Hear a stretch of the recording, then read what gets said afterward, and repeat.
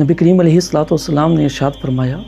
کہ اللہ تعالیٰ عمر کی زبان پر حق جاری فرما دیتا ہے، یعنی وہ جو کہیں اللہ تعالیٰ اس کو پورا کر دیتا ہے۔ آپ رضی اللہ تعالیٰ عنہ نے کئی معاملات میں اپنی رائے کا اظہار کیا، اور اللہ تعالیٰ نے آپ کی رائے کی تائید اور اس کی موافقت میں قرآنی آیات نازل کر دی۔ ابتدائی اسلام میں جب حجاب کا حکم نازل نہیں ہوا تھا، اس وقت ہر نیک و بد شخص نبی کریم علیہ الصلوۃ والسلام کے حجرہ مبارک میں آ جاتا اور آ کر سوال کرتے، تو سیدنا عمر رضی اللہ تعالیٰ عنہ کو یہ بات اچھی نہ لگی، آپ کو یہ بات پسند نہ آئی۔ آپ نے نبی کریم علیہ الصلوۃ والسلام سے عرض کیا کہ یا رسول اللہ صلی اللہ علیہ وسلم، آپ ازواج مطہرات کو حکم دیں کہ وہ پردہ کیا کریں، ان لوگوں کے سامنے نہ آئیں، تاکہ یہ لوگ جب بھی آپ کے پاس آئیں ان کی نظر ان کی طرف نہ جائے، اور اگر انہیں کچھ چاہیے بھی ہو تو یہ پس پردہ مانگا کریں،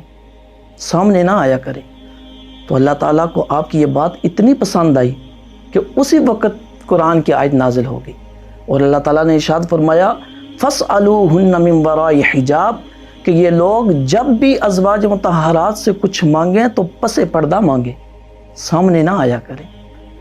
اسی طرح ایک اور مقام پر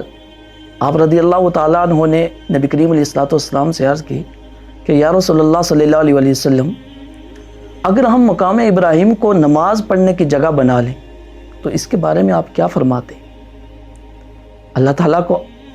آپ کی یہ بات بھی اتنی پسند آئی کہ اسی وقت قرآن کی آیت نازل ہوگی۔ اللہ سبحانہ و تعالیٰ نے ارشاد فرمایا وَاتَّخِذُوا مِن مَّقَامِ إِبْرَاهِيمَ مُصَلًّى، کہ تم مقام ابراہیم کو نماز پڑھنے کی جگہ بنا لو۔ یعنی آپ جب بھی کسی معاملے میں کوئی رائے دیتے تو اسی وقت قرآن کی کوئی آیت نازل ہو جاتی جو آپ کی اس رائے کی موافقت اور اس کی تائید میں ہوتی تھی۔ سیدنا عمر رضی اللہ تعالیٰ عنہ کا جاہ و جلال اور آپ کا رعب و دبدبہ ایسا تھا کہ آپ کو دیکھ کر شیطان بھی راستہ بدل لیا کرتا تھا۔ آپ کے دور حکومت میں کفر پر ایسا لرزہ طاری تھا کہ کوئی اسلام دشمن اسلام کی طرف میلی آنکھ اٹھا کر نہیں دیکھ سکتا تھا۔ لیکن قربان جائیں کہ یہی سیدنا عمر رضی اللہ تعالیٰ عنہ جب بارگاہ مصطفیٰ صلی اللہ علیہ وسلم میں ہوتے تو سر تسلیم خم کیے ہوتے، یعنی تعظیم مصطفیٰ صلی اللہ علیہ وسلم میں ہمیشہ ان کی آنکھیں جھکی ہوئی ہوتی تھی۔ وہ اقبال علیہ رحمہ نے کیا خوب فرمایا کہ ہو حلقہ یاراں تو بریشم کی طرح نرم،